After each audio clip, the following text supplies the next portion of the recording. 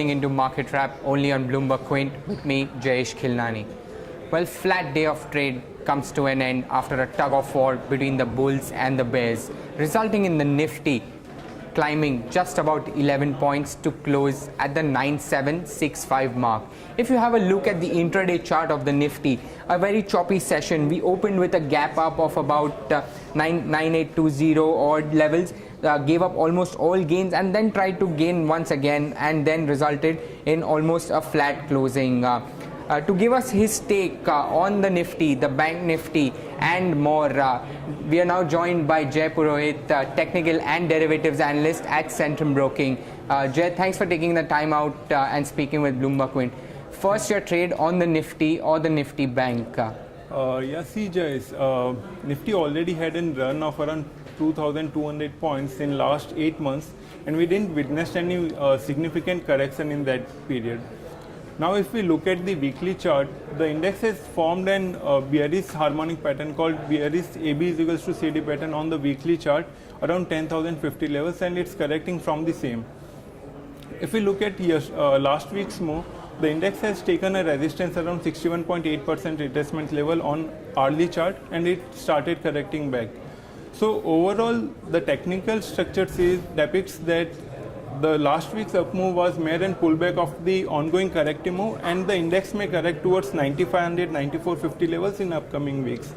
Also, if we look at the data front on FIs, from FIs desk, we witnessed a selling of around 13,000 crores in cash market segment in August series. At the same time, they sold around 8,000 crores worth of index futures in August series, and as a result, their long short ratio has decreased from 84 levels to 53 levels in from the start of August expiry till date. So all the including combining the derivative and the technical data, it indicates that we may see sooner or later we may see 9500 mark on the Nifty. How about the Nifty Bank? Today it has closed just 40 points in the green, not too much, and we have seen the Nifty Bank also declining from life high levels. What are the levels that you're watching out for? Yeah, on Bank Nifty front too, the banking index has taken a resistance around 100% extension level of its previous move on the weekly chart and made an evening star pattern at the top, and it started correcting. If we look at the derivative data of Bank Nifty, we witnessed a decent amount of short positions getting formed in last couple of weeks. So overall, it indicates that the banking index is poised to reach its crucial support of 23,800 levels and may fall towards 23,000 mark in near term. All right, sure. 23,000 is what you are expecting. Mind you, the current level on the Bank Nifty is about 23,974. That's a 974 point drop that Jay is expecting. But before going ahead, let's address the individual gainers and losers on the Nifty. So Pharma as a pack was on the gaining list today on the Nifty. Have a look at the individual movers. Dr. Reddy is up about 2.5%. Followed by BPCL, again 2.5% gain seen on that one. IOC was another one, 2.5% on that as well.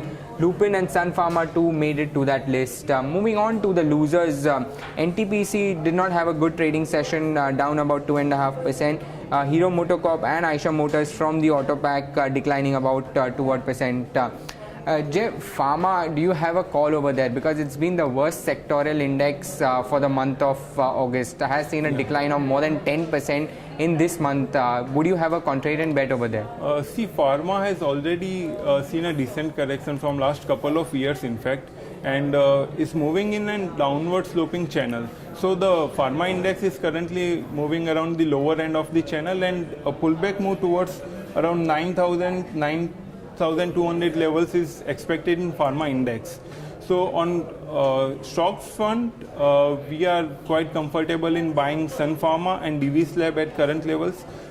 Post its results, the Sun Pharma has opened with a gap down of around 5%, and it closed with an upside, with an gains of around 5%. So it made a bullish engulfing pattern on the daily chart, and it's like the followed buying was also seen in the same.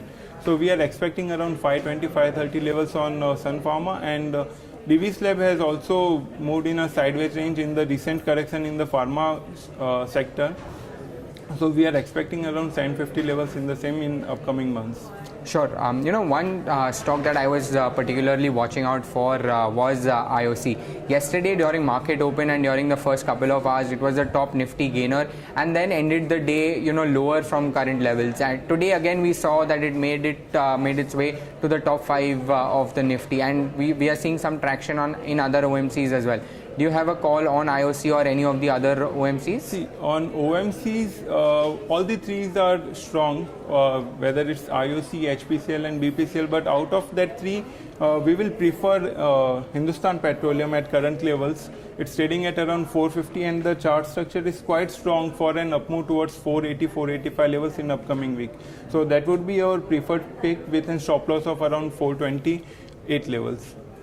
Sure. One stock that I really want to talk about was Infosys. Infosys is down about 14% in the last 3 days. While fundamentals are playing their part, but on the charts, is there anything that you can look forward to? Infosys was trading in a range of 900 to 1020 levels for last 8 months.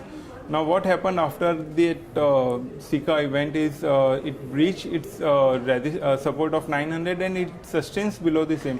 Now the chart structure doesn't look that bullish and there is a chance that stock may fall towards 820, 800 levels in upcoming month. In IT pack, we would rather go for Hexaware and Tech Mahindra at current levels. Both the stocks are trading at good levels and we are expecting around 10 to 12% bounce in the both. Sure. Before going ahead with individual stocks, let's address how the mid-cap space closed. So the Nifty mid-cap index declined almost 1% to end the day. So if you have a look at the individual gainers and losers, we had the likes of HCL Infosys on the back of that agreement that they signed with Apple for distribution, gained nearly 10%. Asahi India, Ramco Siemens gained more than 5% on that counter. Future Consumer, Apollo Hospitals were some of the other counters that made it to that list. The other ones that lost actually were Religare Enterprises, down about 10% Indocount down about 8.5%. Indian Hotels too saw a decline of about 7%. Any of these mid-cap names that on the basis of one order or one fundamental news, they see some traction, but later on lose the sheen. Any of the mid-cap counters that are on your list? Yeah, the list which you just tell, there is a name Indocount. So Indocount has corrected by around 7% in today's session, and the stock is currently trading at around 100% extension level of its previous fall on monthly chart. Thus, it's making an bullish AB is equals to CD pattern on the monthly chart at around 95-96 levels. So that stock is good for delivery purpose, so one can look to accumulate this stock in the range of 100 to 95 for a target of around 130 in upcoming months. The stop loss can be placed at around 85 levels for the same. Sure. One last question from my end. Real estate was under pressure today, specifically DLF. So closed 5 rupees down at about 175. Though real estate has been at the forefront during this year, I believe the index is up about 60 odd percent. But do you have a call specifically for DLF? See, DLF has corrected in last couple of weeks, and in fact we witnessed good amount of short positions getting formed in the same. So the stock may remain under pressure in the upcoming days also, and we may see around 5 to 7% correction in DLF by this expiry also. So one can look for buying put option on any like bounces in DLF. Sure. Thank you so much, Jay, for taking the time out. Completely out of time on Market Wrap, but do stay tuned for more market action.